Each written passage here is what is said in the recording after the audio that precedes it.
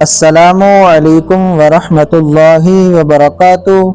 प्यारे दोस्तों, आज हम कुरान पाक की बहुत ही बाबरकत सूरत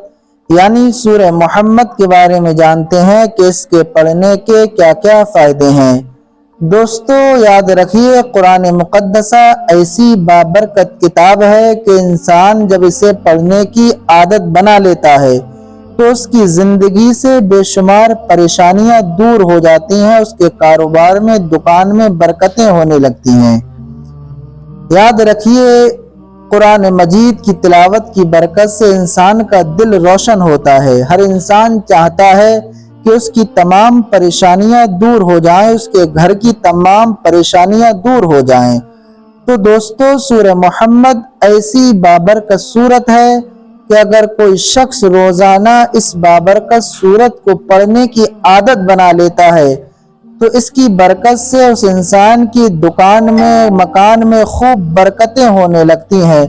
उसकी तमाम परेशानियां अल्लाह पाक दूर फरमा देता है, उसके कारोबार को बुरी नजरों से छुटकारा मिल जाता है। कुरान मुक़द्दसा की तिलावत की बरकत से इंसान अल्लाह पाक की बारगाह में जो नेक दुआएं करता है, अल्लाह पाक उसे कबूल फरमा लेता है। तो आइए दोस्तों, इसी बाबरकत सूरत यानी सूरह मोहम्मद को सुन लेते हैं। अऊज़ु बिल्लाहि मिनश शैतानिर रजीम, बिस्मिल्लाहिर रहमानिर रहीम।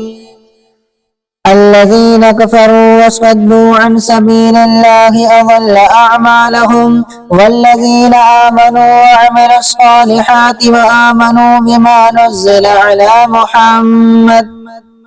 محمد وهو الحق من ربهم كفر عنهم سيئاتهم وأصلح بالهم ذلك بأن الذين كفروا اتبعوا الباطل وأن الذين آمنوا اتبعوا الحق من ربهم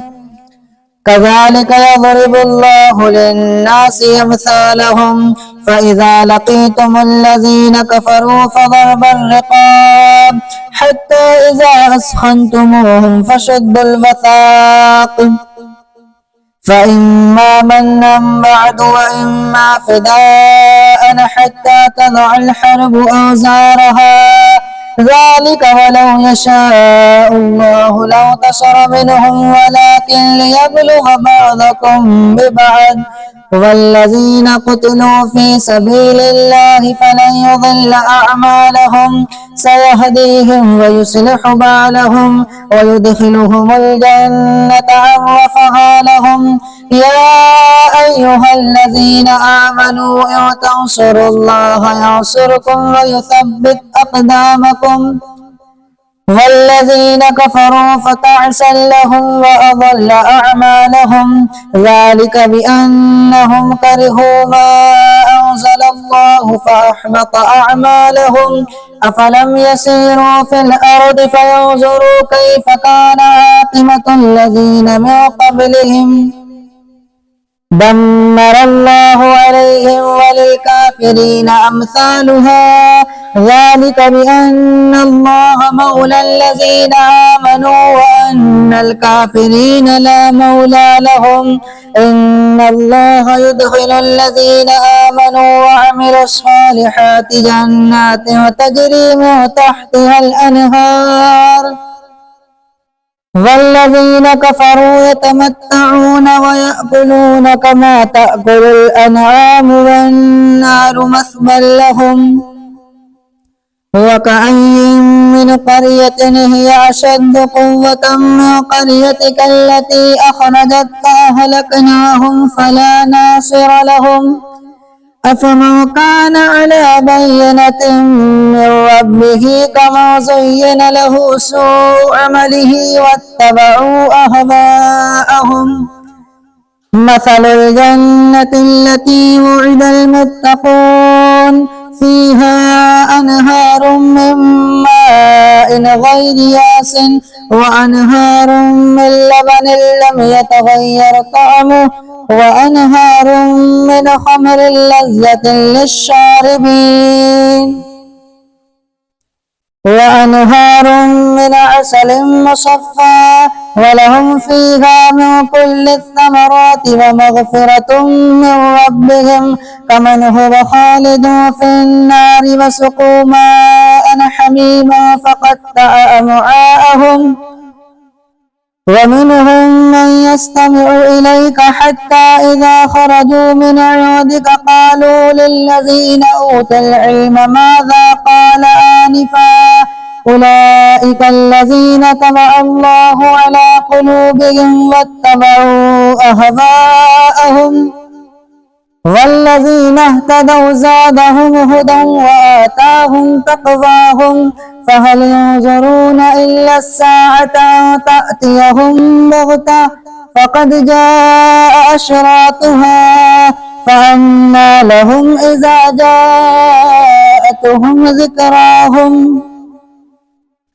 فاعلم أنه لا إله إلا الله واستغفر لذنبك وللمؤمنين والمؤمنات والله يعلم متقلبكم ومثواكم ويقول الذين آمنوا لولا نزلت السورة فإذا أنزلت سورة محكمة وذكر فيها القتال رأيت الذين في قلوبهم مرض ينظرون إليك نظر المغشي عليه من الموت فأولى لهم طاعة وقول معروف فإذا عزم الأمر فلو صدقوا الله لكان خيرا لهم فهل عسيتم إن توليتم أو تفسدوا في الأرض وتقطعوا أرحامكم أولئك الذين لعنهم الله فأصمهم وأعمى أبصارهم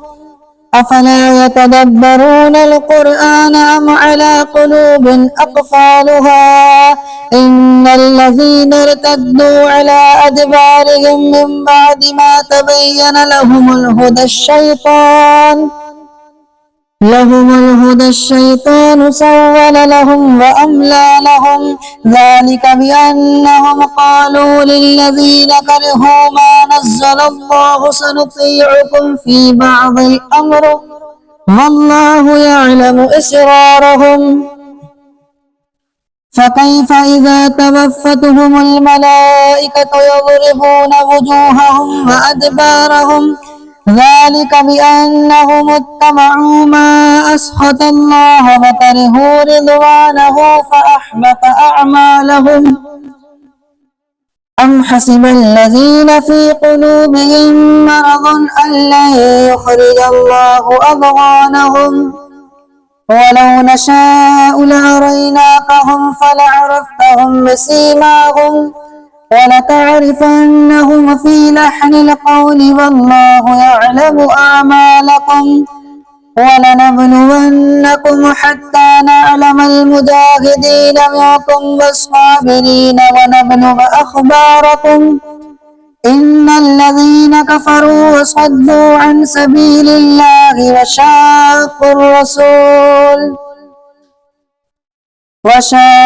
الرسول من بعد ما تبين لهم الهدى لن يضروا الله شيئا وسيحبط أعمالهم يا أيها الذين آمنوا أطيعوا الله وأطيعوا الرسول ولا تبطلوا أعمالكم إن الذين كفروا وصدوا عن سبيل الله ثم ماتوا وهم كفار فلن يغفر الله لهم فلا تهنوا وتدعوا إلى السلم وأنتم الأعلون والله معكم ولن يترككم أعمالكم إنما الحياة الدنيا لعب ولهو وإن تؤمنوا وتتقوا يؤتكم أجوركم ولا يسألكم أموالكم إن يسألكموها فيحفكم تبخلوا ويخرج أضغانكم ها أنتم هؤلاء تدعون لتنفقوا في سبيل الله فمنكم من يبخل فمنكم من يبخل ومن يبخل فإنما يبخل عن نفسه والله الغني وأنتم الفقراء وإن تتولوا يستبدل قوما غيركم ثم لا يكونوا أمثالكم